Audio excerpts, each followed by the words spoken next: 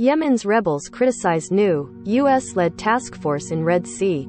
Yemen's Houthis have criticized a new U.S.-led task force that will patrol the Red Sea following a series of attacks by the Iran-backed rebels in a waterway that's essential to global trade.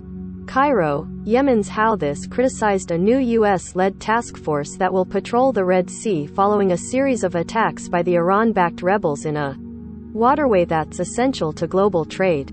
Mohammed Abdul Salam, the Houthis chief negotiator and spokesman, said late Friday that the U.S. move in the Red Sea, which comes amid a ceasefire in the country's civil war, contradicts Washington's claim of supporting the UN-brokered truce.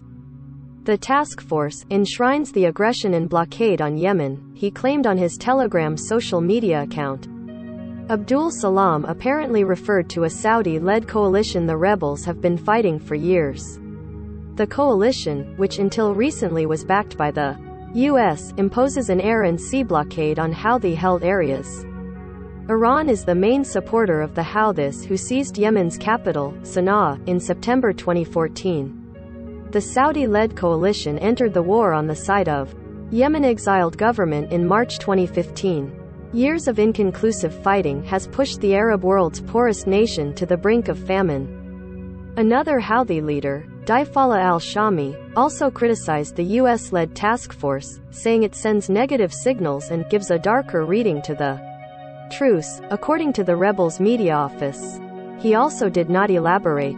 The new task force of 2 to 8 ships patrolling at a time will be commissioned Sunday and aims to target those smuggling coal, drugs, weapons and people in the Red Sea, according to Vice Admiral Brad Cooper, who oversees the U.S. Navy's Mid-East-based Fifth Fleet.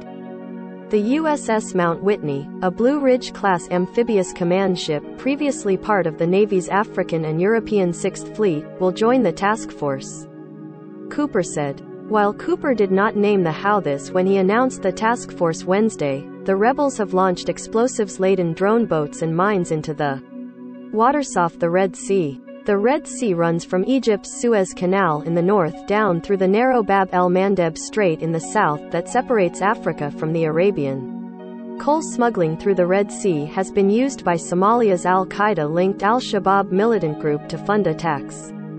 Weapons linked by the U.S. Navy and analysts to Iran have been intercepted in the region as well, likely on their way to the Houthis. The rebels also fired missiles in the Red Sea that have commandeered an American warship in the past. A 60-day ceasefire around the holy Muslim fasting month of Ramadan appears for now to be holding despite repeated violations that both parties blamed each other for. The UN-brokered ceasefire, that began on April 2, is the first nationwide one in 6 years. It has relieved Yemenis in Sana'a and other rebel-held areas of coalition airstrikes during the truce and people in government-held areas of Houthi attacks, especially those on the outskirts of the central city of Marib, which the rebels have been trying to seize for over a year.